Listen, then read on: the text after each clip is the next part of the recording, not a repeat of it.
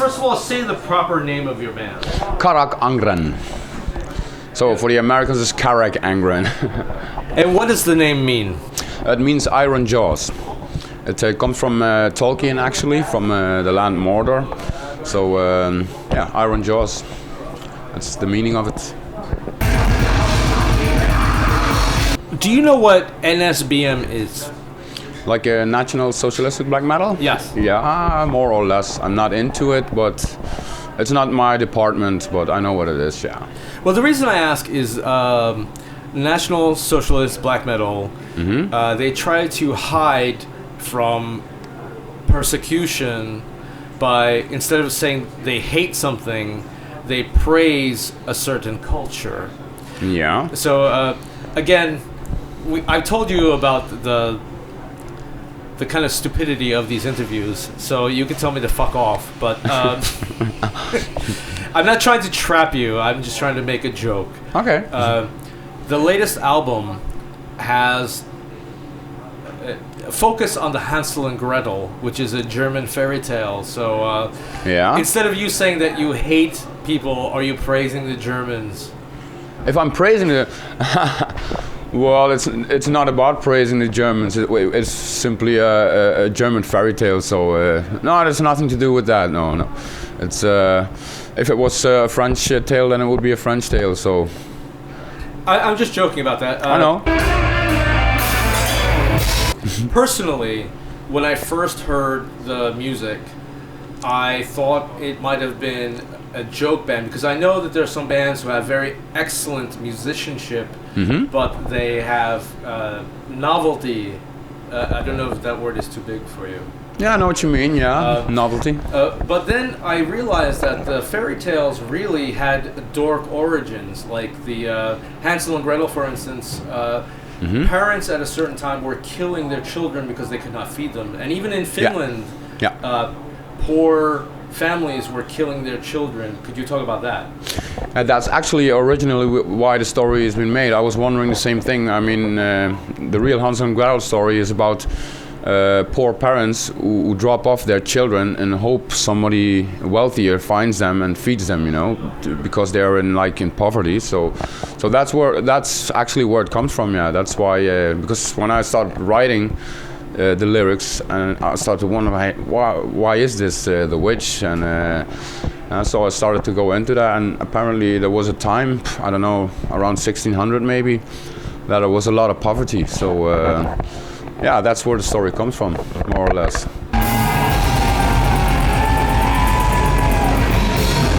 I loved that album so much, which is on Season of Mist. And by the way, I'm not surprised that it was on Season of Mist, because the label takes chances on very strange music. Yeah. But because of that, I was hoping that at your merch table for this tour, you have your earlier albums, and I saw that you have them, and I did buy them. So okay. I'm very happy about that. But I know that on the new album you speak in English, or Anglais, but on your earlier albums I've heard that you speak in other languages, one of them German, and being that you're Dutch, are you considered treasonous for speaking the Nazi language? No, I have no problem with it. Actually, I like Germany. I live close to the border. I live close to the border of Belgium, you see, and I grew a little bit up with some German channels, you know, on TV. So it depends where you stand, but I don't have any problem with Germans in that way, no. So and I wrote those lyrics. There's a song like "Bitte tötet mich." It's all about also the German war, the World War. And so it's appropriate to use some German lyrics there. So we also have like Lammendam, that was our first full-length album. It's more about the time of the French Revolution. So there were like French workers in that story who called Lammendam. It was first La Madame Blanche, so the white lady, and La Madame Blanche became Lammendam by the Dutchmen. So that's why I used these languages particularly in there. And yeah, and of course, especially for the last album, it's all German. Well, Deutsch.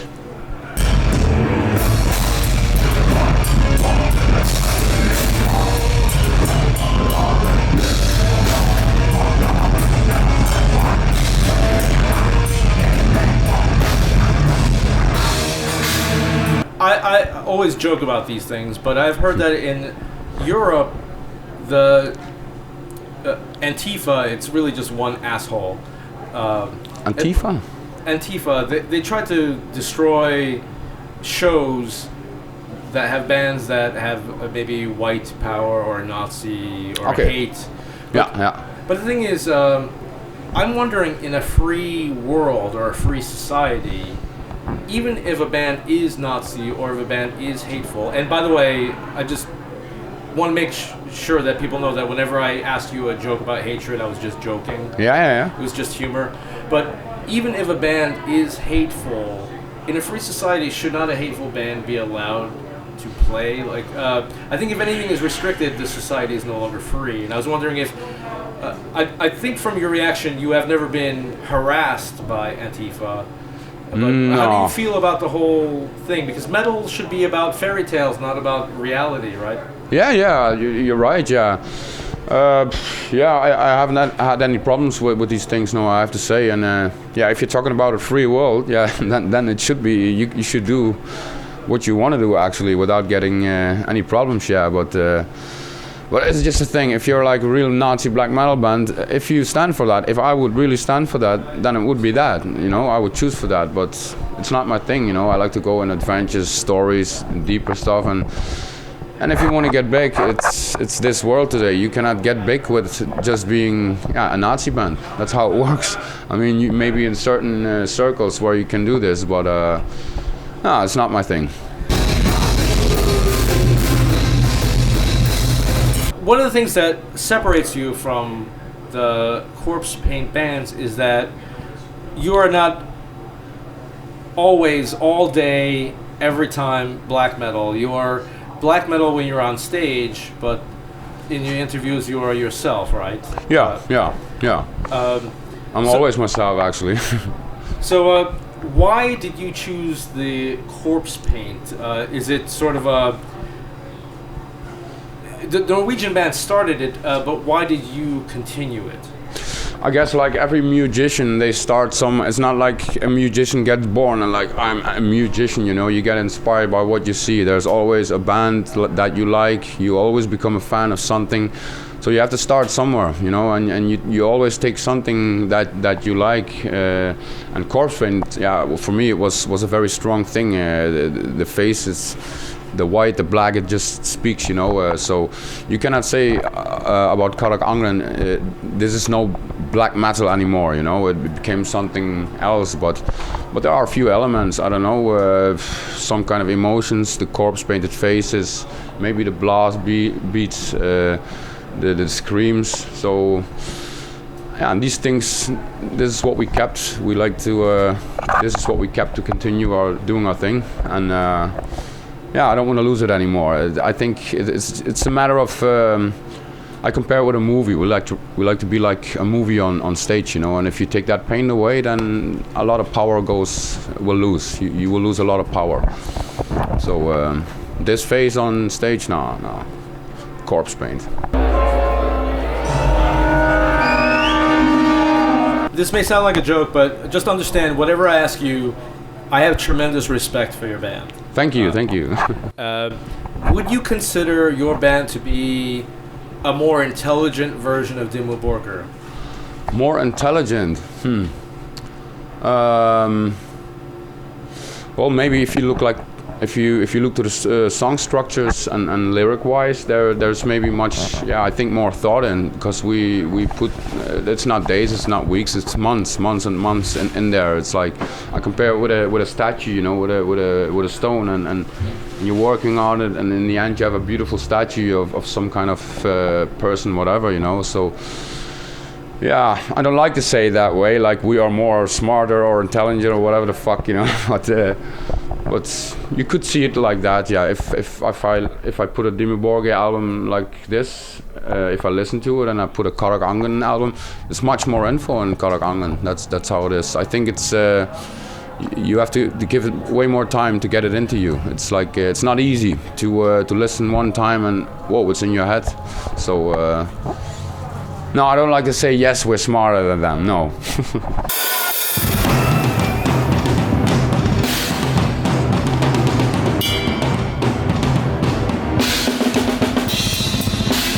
Well, let me just explain.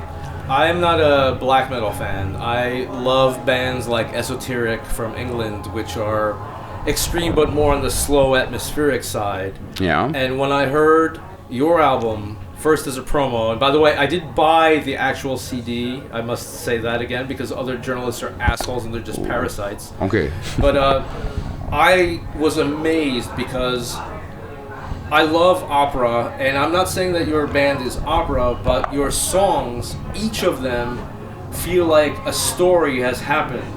And I was just wondering if it only happens on this one album, the This Is Not a Fairy Tale, or if it is the mark of the band and how stressful it is for you to make such quality for every song.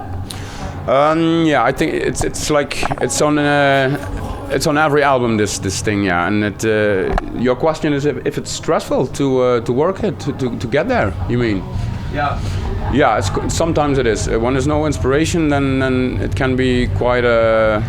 I would never just write something, you know, and that's done, you know. So it's really well thought through, and yeah. In the end, we always come up with something, you know. We will always be sure that there is a good story. So if it's not there, then we wait until it's good. So, but yeah, we will put a lot of stress until it's perfect. Yeah. Is it true that the drummer of Heidevolk, are you familiar with him? I know them, but not. I know the band, but I don't know the guys. Is it true that he auditioned for the band, but he was rejected because although you both tell stories, he is a beer drinker, but the members of the band are wine drinkers, and the two people do not mix? I wouldn't know anything about it.